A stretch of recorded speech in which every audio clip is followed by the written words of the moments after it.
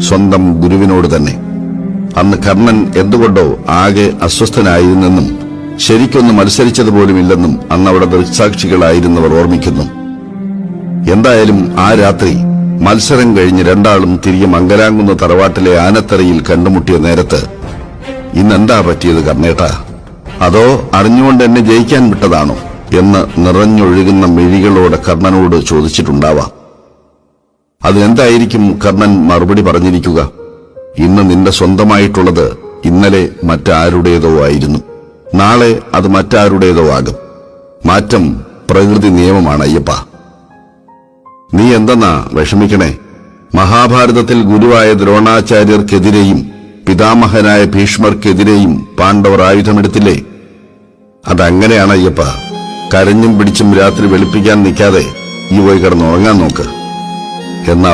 എന്നാവണം.